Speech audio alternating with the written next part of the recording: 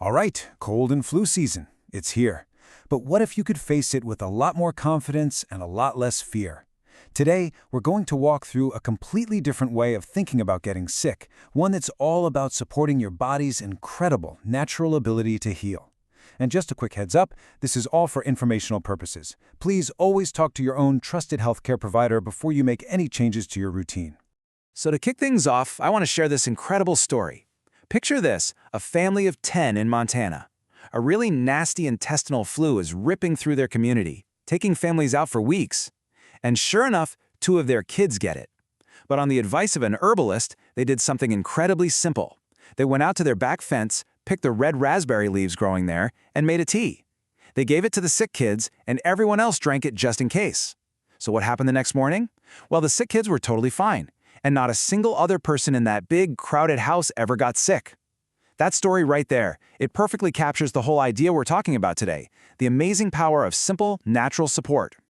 Okay, so here is the single most important idea, the big mental shift for this whole thing.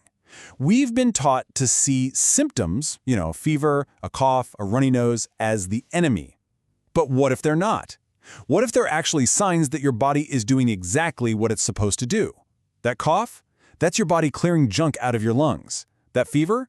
It's your body creating a superheated environment where germs just can't survive. So our job isn't to shut these things down. It's to help them along.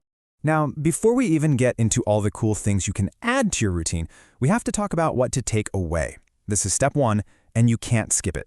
The first thing you do is stop giving your body things that get in the way of healing, or even worse, actually feed the illness. And topping that list, of course, is refined sugar. The thinking here is that sugar is basically a drug, not a food. When you're sick, it's doing 2 terrible things at once. It's actively draining your body of the minerals it needs to get well, and it's suppressing your immune system, all while being the favorite food of the very germs you're trying to get rid of. Next up, dairy. In this traditional view, dairy is considered the #1 cause of excess mucus in your respiratory system. And you know that thick, gunky feeling when you're sick?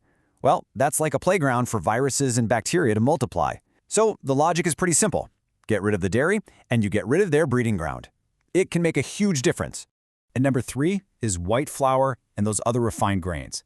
I mean, think about it. They've had almost all of their nutrition stripped away. So for your body to even process them, it has to steal from its own supply of minerals, leaving you even more worn down right when you need all the resources you can get. So let's just lock this in. The moment you feel that little tickle in your throat, the top 3 things to ditch are refined sugar, dairy products, and white flour. Seriously, just by getting these roadblocks out of the way, you're giving your immune system a massive fighting chance. All right, so we've covered what to remove. Now let's talk about what to do every day to build up your defenses. This is all about prevention, about creating a strong foundation so your body is ready for anything. And look, don't get overwhelmed. You don't have to do all of this at once. Just picking 1 or 2 of these and really making them a habit can be a total game changer.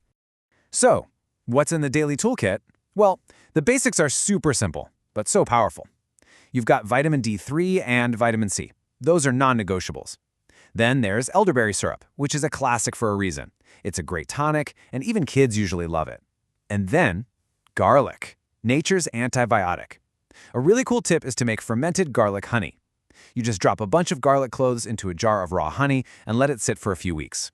It turns into this sweet, mellow, and incredibly potent immune booster. Okay, this part is absolutely crucial. The second you feel that first little scratch in your throat, that tiny snuffle, you have to pounce. The speed of your response right here can be the difference between a 24-hour inconvenience and a week-long misery. And this is what that pounce looks like. You shift gears big time.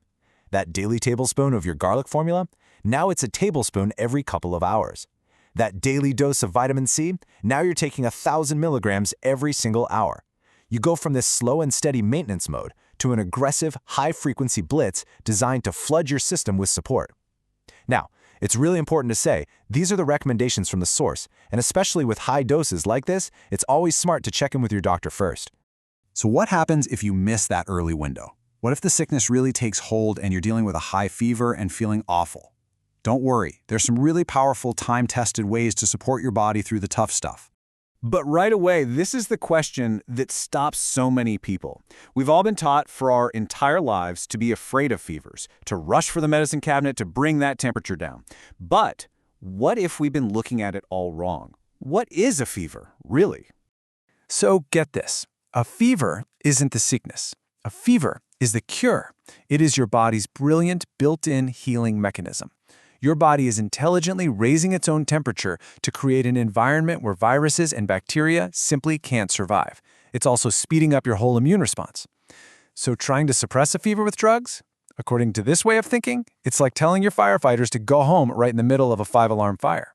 So if you're not supposed to fight a fever, how do you support it? Well, here is the classic hot bath protocol. It's so simple. The sick person gets into a hot bath, and while they're in there, they sip on hot yarrow tea. Now, yarrow is what's called a diaphoretic. It's an herb that helps you sweat. The combination of the hot water on the outside and the hot tea on the inside gets you to sweat like crazy, which helps your body push all those toxins out through the skin. You're just working with your body, helping it do its job better. Okay, that was a lot of information, I know. So let's boil it all down into a simple, easy-to-remember toolkit that you can pull up anytime you need it. Here it is, your cheat sheet. Garlic is your direct antibiotic. Vitamin C is the fuel your immune cells run on. Yarrow tea is your best friend when there's a fever. Red raspberry leaf tea is that simple, powerful remedy from that opening story. And maybe most importantly, no sugar or dairy. That's how you remove the roadblocks and let your body get to work.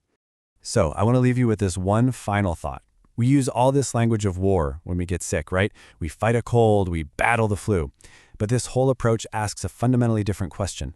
What if healing isn't a battle to be won? What if it's an intelligent, natural process that doesn't need us to fight it, but just needs us to support it, to nourish it, and to trust it? What changes when we just get out of the way and let the body do the incredible things it already knows how to do?